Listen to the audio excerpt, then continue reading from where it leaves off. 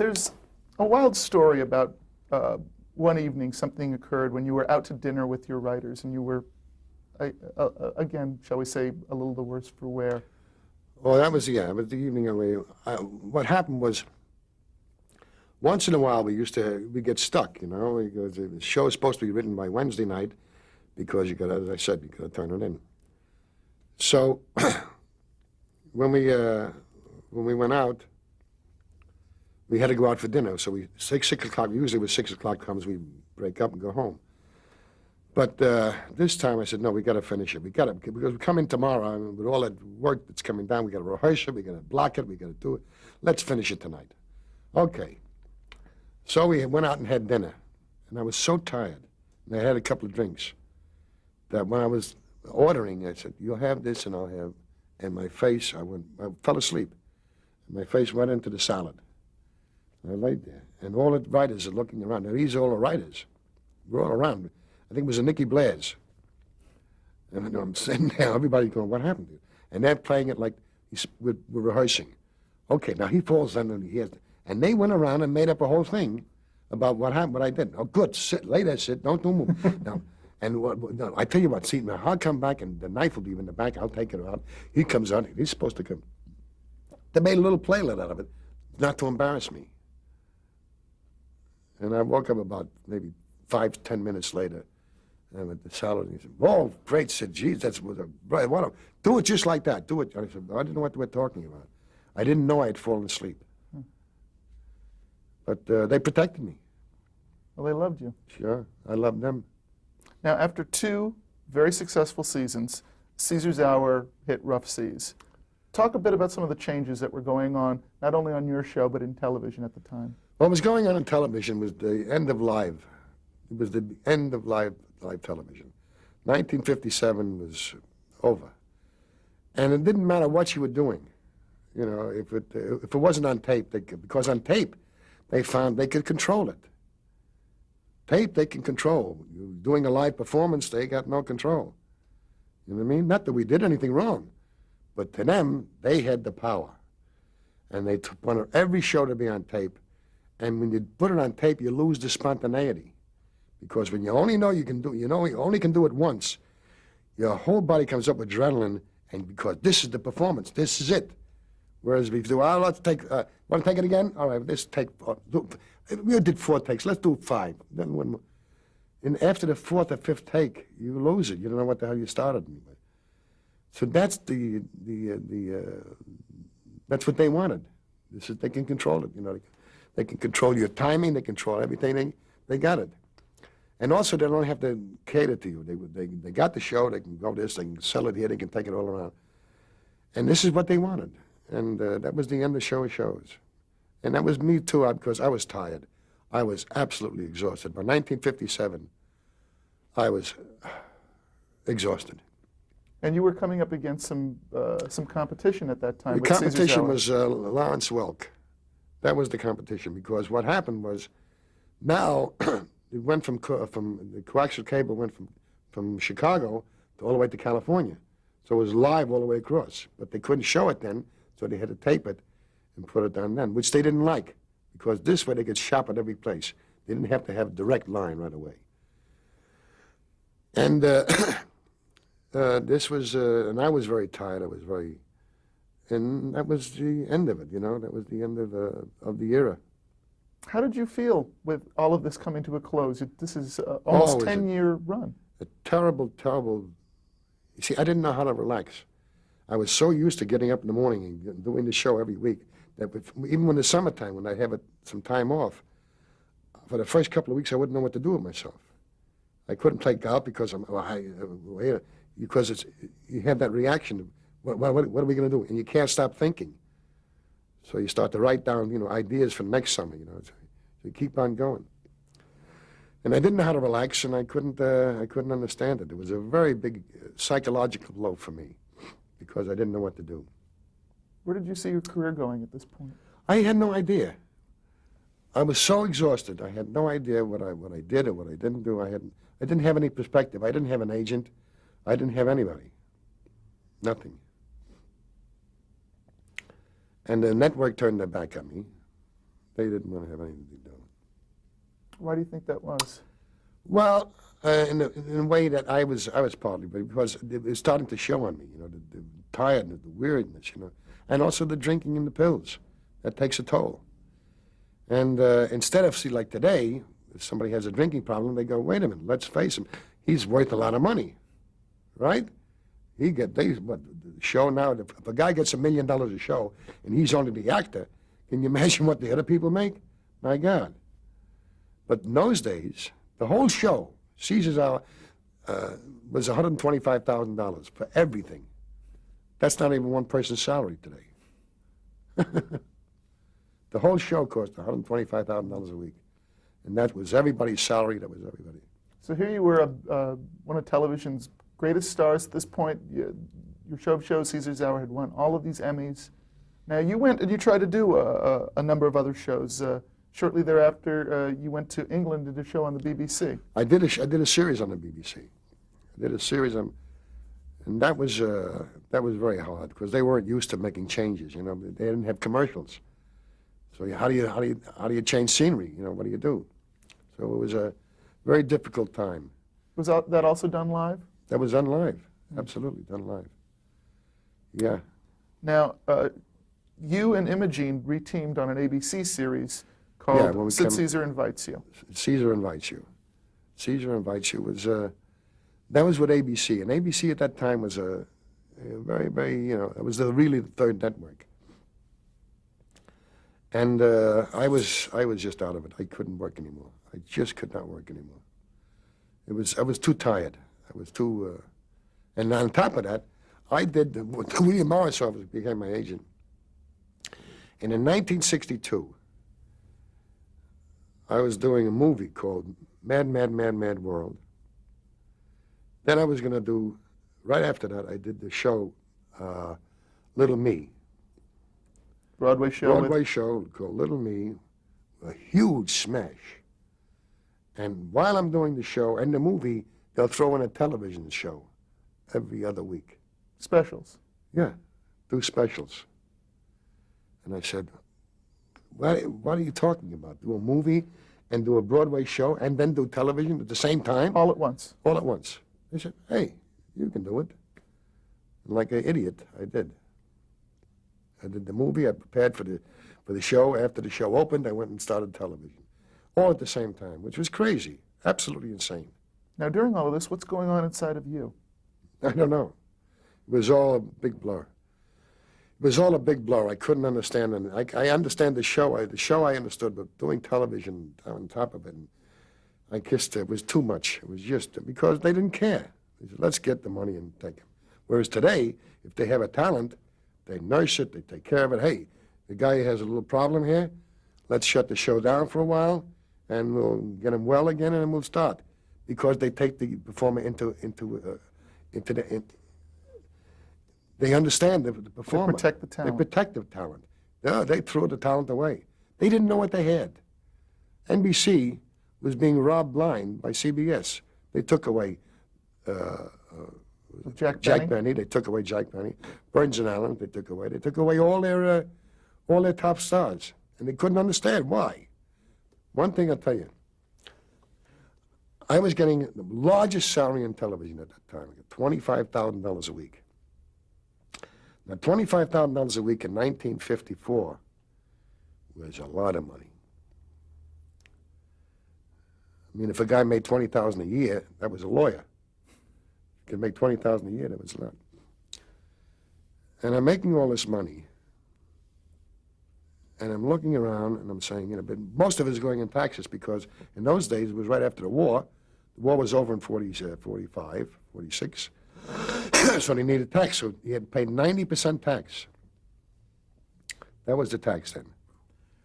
And the general called me up. He said, I want to have lunch with you, Mr. Caesar. I said, okay. And I went up to have lunch with him at the RCA building, top private dining room. We're sitting, he's about half a mile away, and I'm over here. He said, Mr. Caesar, you make more in 1 week than my top engineer makes in a year. I said, I understand that. He said, do you understand what I'm talking about? To make that much money in 1 week? I said, General Sarnoff, if you get the greatest tank in the world, I mean, the best armor, the best gun, I mean, fires, bang, it goes 100,000 miles an hour, fires bullets, can't miss, fires shells go around. If there's nobody in it, it's a piece of iron. And he couldn't understand that. He said, what do you mean it's a piece of iron? It's a tank is a tank. I said, yeah, but somebody's got to drive it, somebody's got to shoot it, somebody's got to get in position. Well, that's the soldiers. I said, those are the people to make the tank work. And he couldn't understand that. Were you ever approached by any other network? Did Paley ever say, come to CBS? Not really, no. No. So you were NBC's guy. Oh, yeah, they were. Now, Yeah. years later, a few years down the road, in 1967, you reunited with the gang from your show of shows, with Imogene, Yeah, Howie Carl Morris, and and Carl. Howie. We did a thing called Sid Caesar, Imogene Coca, Howie Morris special. And that won 10 Emmys. And they never showed it. They never re-showed it. They just showed it the one time. Showed it one time.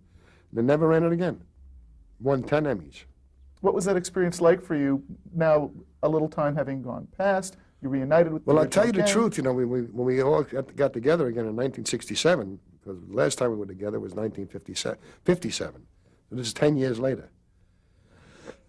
We got together and we sat down, and it was like we just had a long weekend. We went right back to work. It was amazing. It's the same great chemistry. Sure. Now, at that time, did you feel that this was maybe going to reignite your television career? I had hopes, you know, but nothing happened. In your personal life, when do you feel you finally bottomed out and were able to turn your life around? 1978, I was up in Canada. I was doing a dinner theater. I was doing Last of the Red Hot Lovers. And I knew the show very well. And I had certain things I did.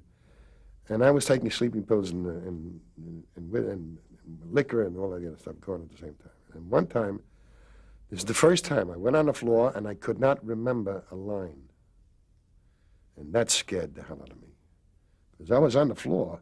You know what a terrible feeling to be on the floor and not be able to remember your lines and people feeding your lines all over the place. And I remember after the first act, I went back and I had a little tiny dressing room, and I looked in the mirror and I said, Sid, you want to live or you want to die? It's as simple as that. There's no gray area now. And I said, I want to live.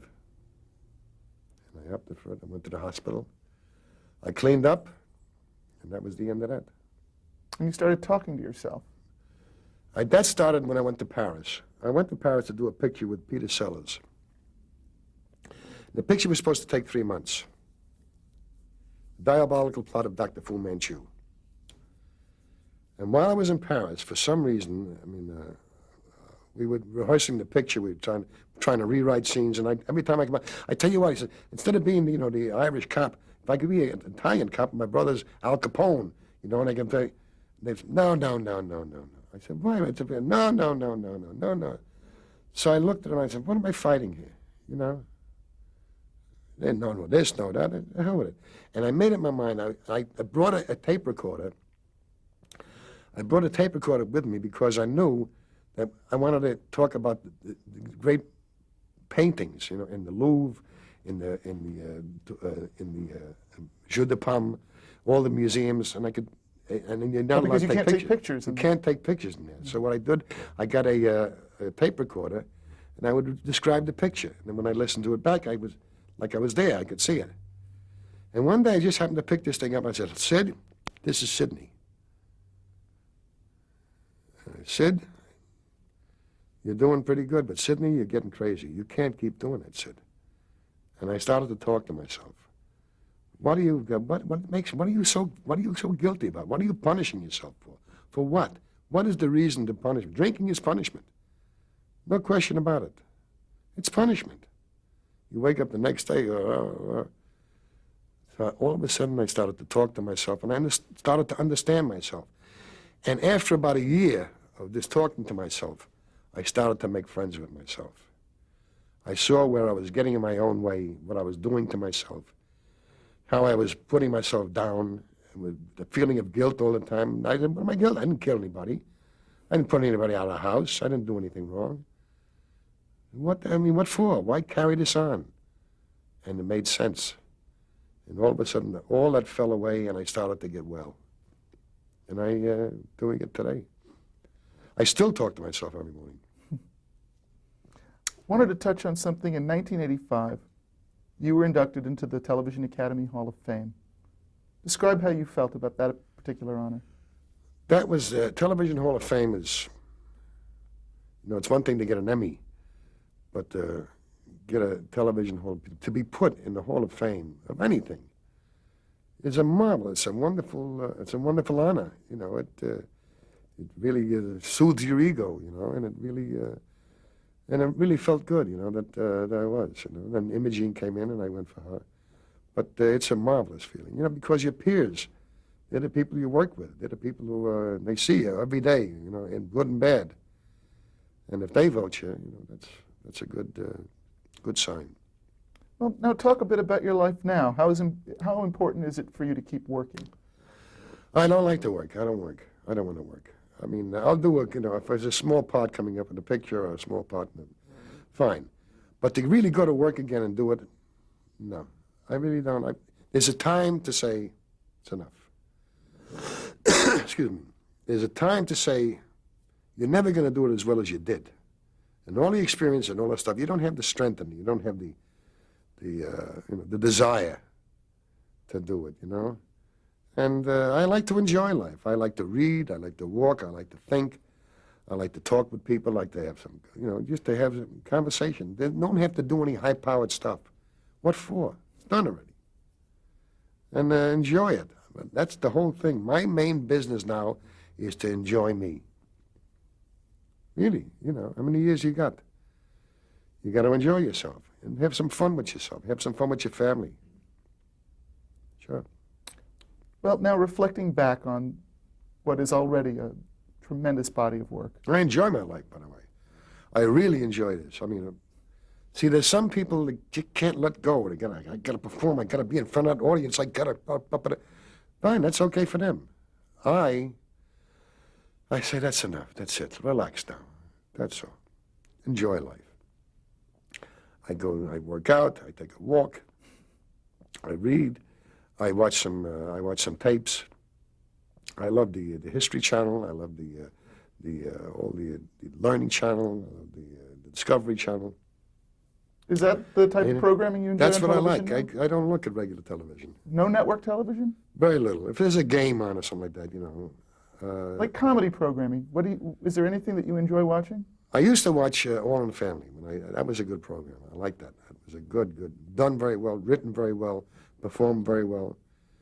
And the stuff they had today, they got great stuff on today. I'm sure they do. I don't watch it. Why don't you watch it? Because for me to sit down and watch comedy, I can't enjoy it. I'm going, well, maybe they should know they could have done it.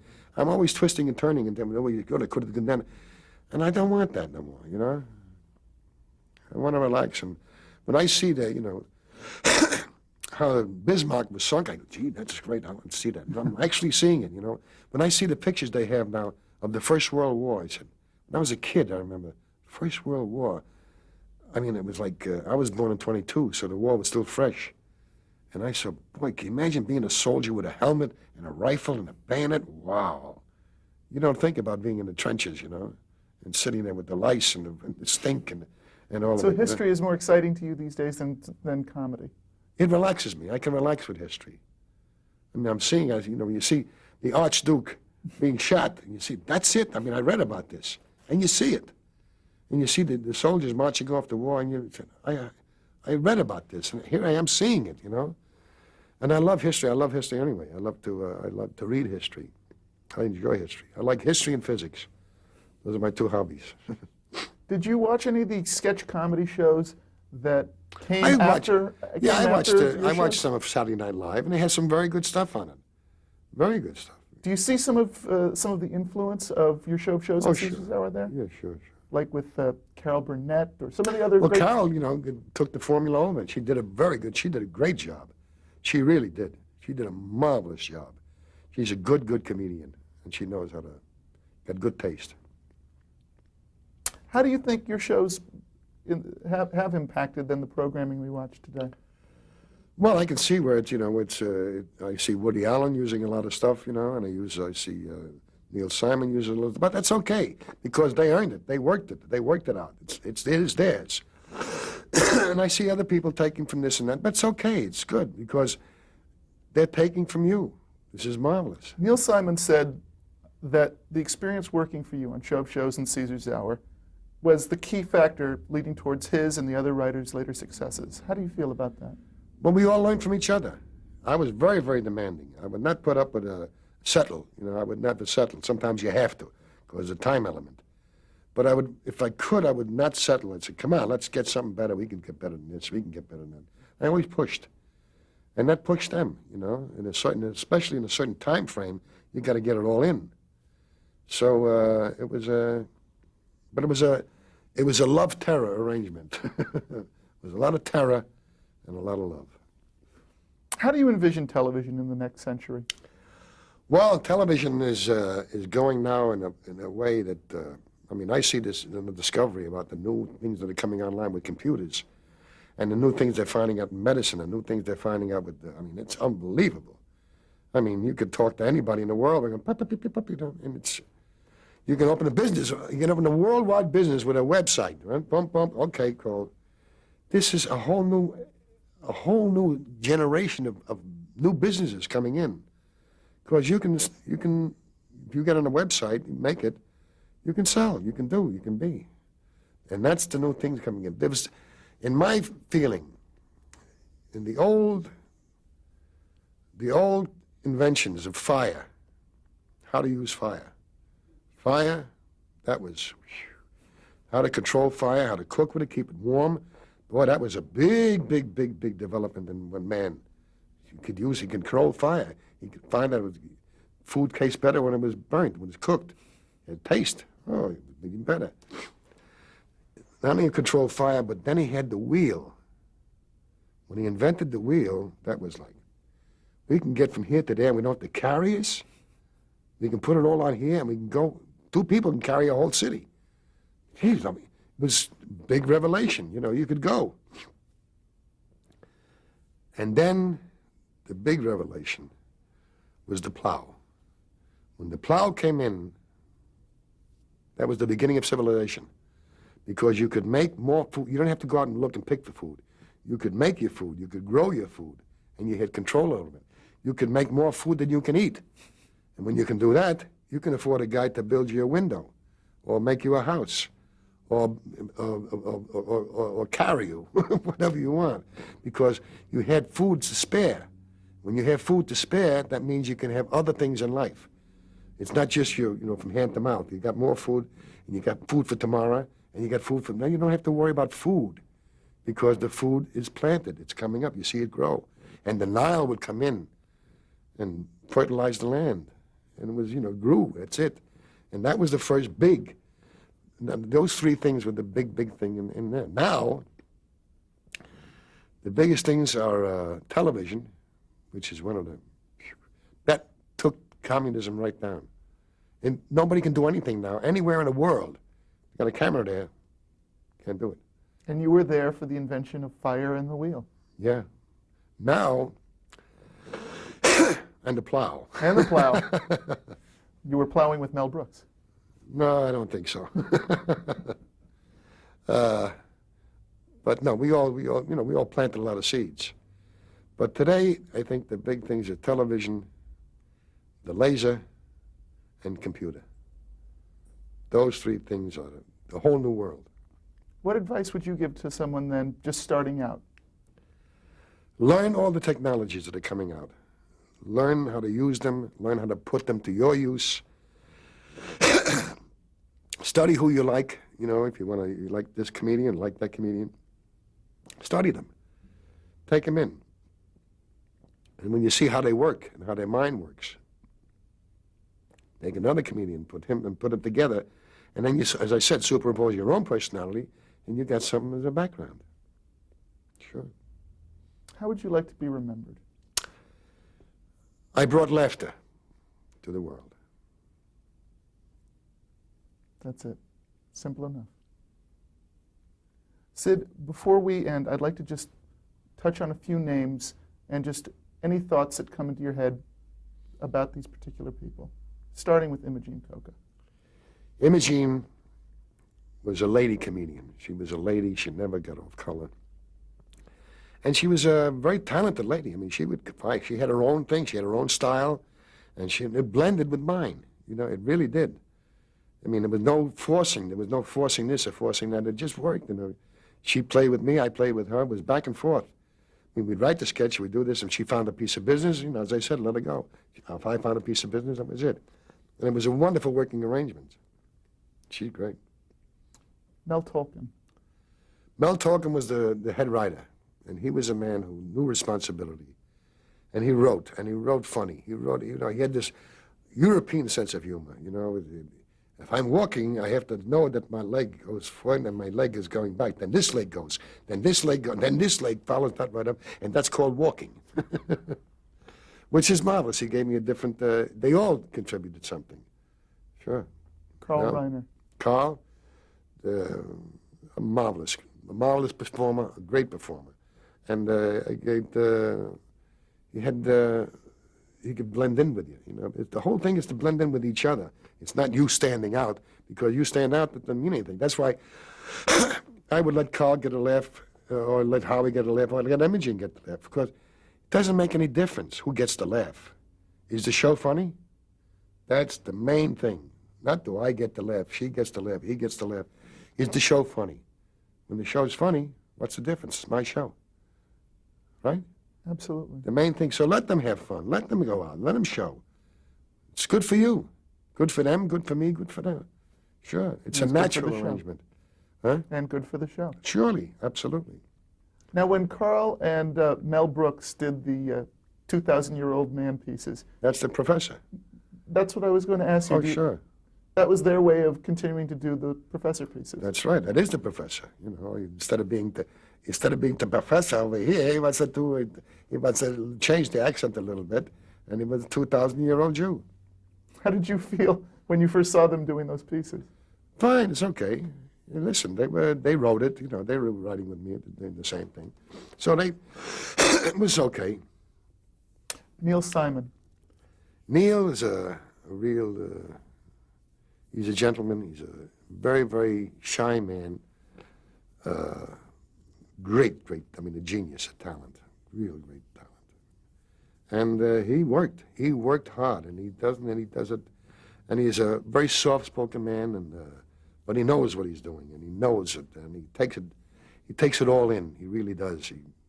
He's grown tremendously. I mean, really. Whew. And yet he still reached back into his memory and wrote a play based on the experience working with you. How did you feel when you saw Laughter on the 23rd Floor? I was very honored. I said, gee, that's great.